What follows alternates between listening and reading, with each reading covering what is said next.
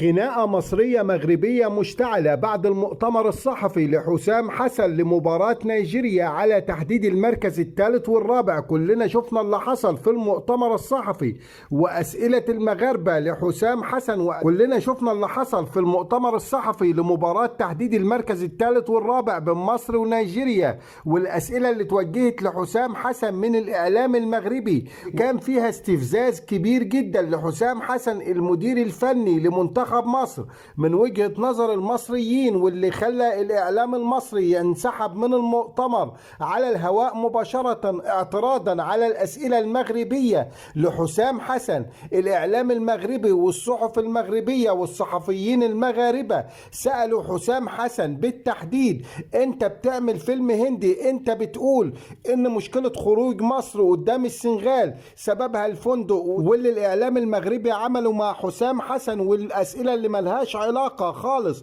بمباراة مصر ونيجيريا كانت أسئلة الإعلام المغربي لحسام حسن بتقول له: أنت بتعمل حجج وأعذار لخروجك أمام السنغال رغم إن ما لعبتش كرة خالص، رغم إن حارس مرمى السنغال ما جاتلوش ولا كرة اللي في الدقيقة 80. أنت بتداري على خيبتك، أنت بتداري على فشلك، أنت بتداري على خطتك الفاشلة، أنت بتداري على العقم الهجومي في المباراة، أنت بتداري على كل ده بإن أنت بتقول فندق الإقامة كان السبب، أو إن إحنا ما رحناش بدري كان السبب. هو أنتوا ما رحتوش بدري لأنك أنت اللي اتأخرت وما رحتش. هو حد منعك تروح من مدينة لمدينة وتنتقل من مكان لمكان بدري؟ طبعا الأسئلة دي استفزت حسام حسن، وقال رد حسام حسن إنه رافض يجاوب على الأسئلة ديت. كمان إبراهيم حسن في المؤتمر الصحفي قال للصحف المغربية والصحفي المغربي: أنتوا لكم 50 سنة ما خدتوش البطولة، أنتوا ما تعرفوش حاجة عن البطولات. ده استفز الإعلام المغربي، والعملية شيطة حاليا بين الإعلام المغربي والإعلام المصري.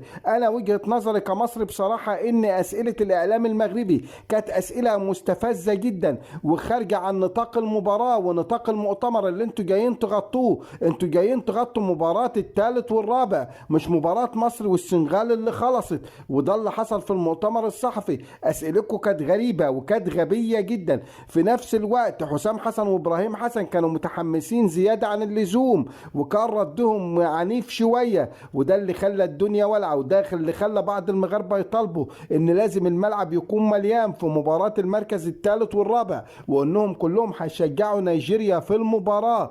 طبعا يا جماعة الموضوع على بعضه مش عاجبنا. علاقتنا بالمغرب كانت جيدة جدا، مش عارف ايه اللي حصل، مش عارف ايه التوتر اللي احنا فيه ده، مش عارف الاجواء بقت ساخنة ومشتعلة كده ليه.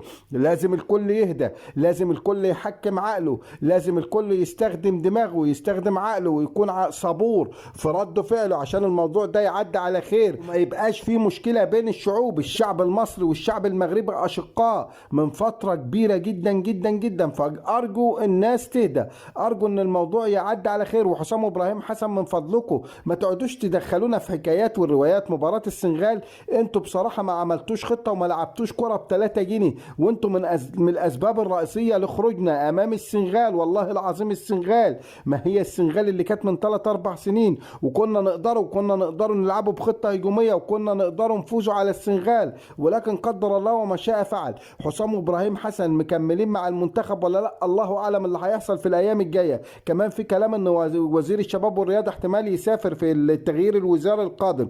هيبان كل ده خلال الأيام والساعات القادمة. ما تنسوش الاشتراك في قناتي ومتابعة صفحتي. شكرا.